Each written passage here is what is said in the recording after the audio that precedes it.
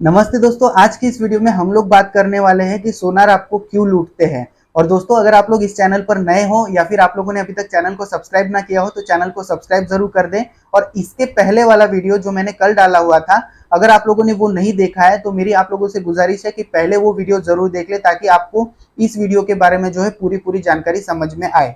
तो दोस्तों, सोनार आपको लूटते हैं ऐसा आपको लगता है और तभी आप ये वीडियो देखने के लिए इस चैनल पे मौजूद हो। लेकिन दोस्तों, ऐसा नहीं है। सोनार आपको नहीं लूटते हैं। हर कोई मार्केट में जो है अपना अपना बिजनेस लेकर बैठा हुआ है और जो भी बिजनेसमैन है वो हमेशा यही चाहेगा कि मैं जो है मेरे पास जितने ज्यादा हो सके कस्टमर जोड़ के रख सकूं, और जितने भी कस्टमर मैं जोड़ के रख सकूं उतने कस्टमर को जो है मैं उनसे प्रॉफिट ले सकूं, क्योंकि उनका वो बिजनेस है प्रॉफिट लेना।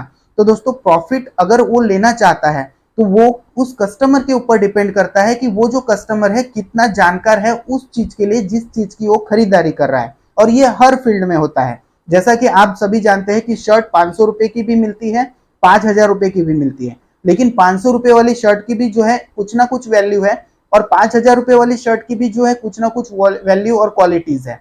उसी की वजह से वो 5,000 रुपए में बिकती है। लेकिन दोस्तों, अगर हम लोग इन चीजों में फर्क नहीं समझेंगे तो हम लोगों को कभी भी ये समझ में नहीं आएगा कि गोल्ड खरीदना हम लोगों के लिए कितना इंपॉर्टेंट है। अब दोस्तों, अगर हम लोग बात करें कि सोनार आपको क्यों लूटते हैं, तो इसका सबसे पहला कारण है दोस्तों हम लोगों की बेवकूफी। मैं हम लोगों की बेवकूफी इसलिए कहूंगा क्योंकि हम सिर्फ सुनी सुनाई बातों पर ध्यान देते हैं। आज भी बहुत सारे लोग मेरे वीडियोस के नीचे कमेंट सेक्शन में कमेंट करते हैं कि 22 कैरेट की ज्वेलरी अच्छी है या 23 कैरेट की ज्वेलरी अच्छी है। हम लोगों को कौन सा गोल्ड बाई करना चाहिए, 18 कैरेट बाई करना चाहिए या 22 कैरेट बाई करना चाहिए। उसके बाद में बहुत सारे लोग ये कहते हैं कि नहीं, यहाँ का सोना बहुत अच्छा होता है, यहाँ का सोना बहुत खराब होता है, जैसे कि सोना उसी डिस्ट्रिक्ट में जो है उसकी खदानें हो। तो लोगों की जो है ऐसी सुनाई सुनाई जो है मेंटेलिटी बनी हुई है। तो इस मेंटेलिटी से हम लोगों को बाहर निकलना होगा और हम लोगों को समझने की कोशिश करनी होगी। अगर गोल्ड को हम लोग जो है सोच समझकर और सारी चीजों की जानकारी रखकर बाई करेंगे तो हम लोगों को गोल्ड जो है कभी भी निराश नहीं करेगा।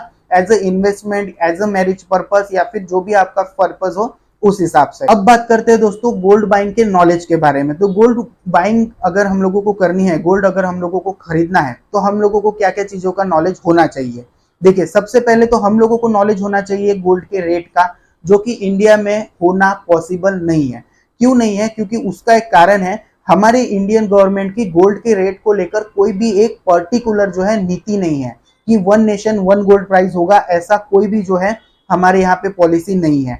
दूसरी बात दोस्तों, गोल्ड का रेट अगर हम लोगों को एक्चुअल कहीं पे मिल भी जाए कि वही मार्केट में चल रहा है, तो हर स्टेट में जो है अलग अलग जो है ऑर्गेनाइजेशंस है, जो कि इंडियन ज्वेलर एंड बुलियन, मतलब इंडियन ज्वेलर्स लोग या फिर बुलियन के जो डीलर्स हैं उन्होंने बना के रखे हुए हैं। और वो जो गोल्ड के रेट उस स्टेट के लिए तय करते हैं, उसी हिसाब से इंडिया में गोल्ड जो है वो बिकता है। लेकिन हम लोग फिर भी मान के चले तो टेंटेटिव 500 से 1000 रुपए के बीच में हम लोगों को गोल्ड के प्राइजेस में ऑल ओवर इंडिया में जो है डिफरेंस देखने के लिए मिलता है। अब ऑल ओवर इंडिया में ये डिफरेंस जो देखने के लिए मिलता है, इसी वजह से हम लोगों को अलग अलग ब्रांड्स में अलग अलग गोल्ड के रेट दिखने के लिए मिलते हैं। अब ये अलग अलग ब्रांड्स में अलग अलग क्यों होते हैं? क्योंकि हर ब्रांड जो है किसी ना किसी एक फेमस स्टेट से, अलग स्टेट से जो है बिलोंग करता है। तो उस स्टेट में गोल्ड का प्राइसेस कम होगा तो उस जो ज्वेलर होगा उसकी सारी ब्रांचेस में गोल्ड का प्राइसेस वही होगा। तो इसके लिए हम लोगों को गोल्ड के प्राइसेस डिफरेंट स्टेट में डिफरेंट देखने के लिए मिलते हैं। अब बात करते हैं दोस्तों वेट की। तो दोस्तों, वेट में भी आज भी हम लोग तोला और जो कहीं कहीं पे कहा जाता है भर या भरी, उसी में लटके हुए हैं। जबकि हम लोगों को वेट को हमेशा 10 ग्राम के फॉर्मुलेशंस में ही कैलकुलेट करना चाहिए। अगर आपकी ज्वेलरी है उसका वेट जो है 10.38 है, तो हम लोगों को समझना होगा कि उसका जो वेट है 10 ग्राम 380 मिलीग्राम है। तो हम लोगों को जो है ग्राम में ही हमेशा बात करनी होगी। और जो 10 ग्राम होता है उसको कहीं पे 1 तोला कहा जाता है, कहीं पे 12 ग्राम का 1 तोला माना जाता है, कहीं पे 12.88 या 86 का भी तोला माना जाता है। तो अलग अलग जगह पे जो है तोला को अलग अलग तरीके से कैलकुलेट किया जाता है। इसके लिए ग्राम में जो है गोल्ड को कैलकुलेट अगर हम लोग करना समझ गए तो हम लोगों को कभी भी गोल्ड की ज्वेलरी खरीदने में प्रॉब्लम नहीं होगी। इसके बाद में दोस्तों बात करें उसकी प्योरिटी की।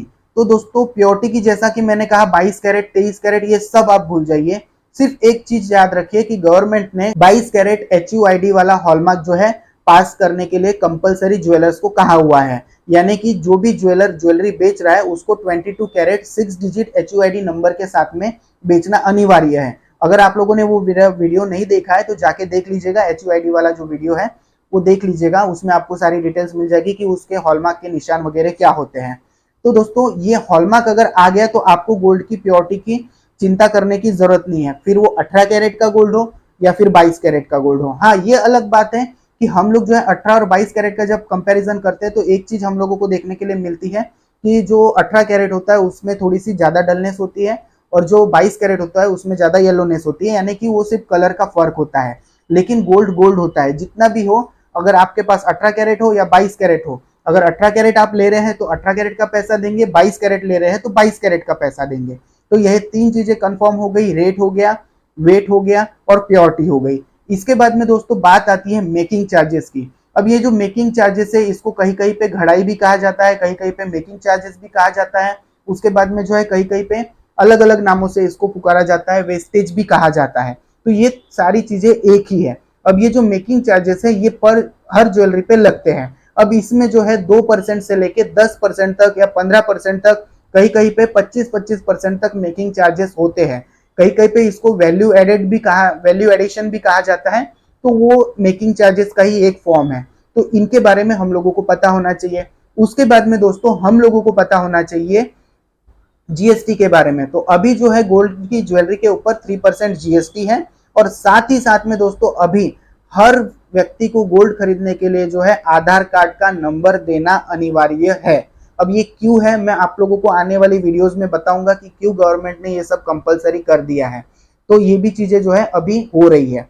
इसके बाद में GST के बाद में कहीं कहीं पे हम लोगों को अदर चार्जेस देखने के लिए मिलते हैं। तो अदर चार्जेस मतलब क्या होता है कि उस ज्वेलरी में अगर मान के चलिए कोई स्टोन है या फिर कोई अमेरिकन डायमंड या CZ या फिर Swarovski जिसको बोलते हैं वो लगा हुआ है, तो उसके भी अलग से चार्जेस लगेंगे।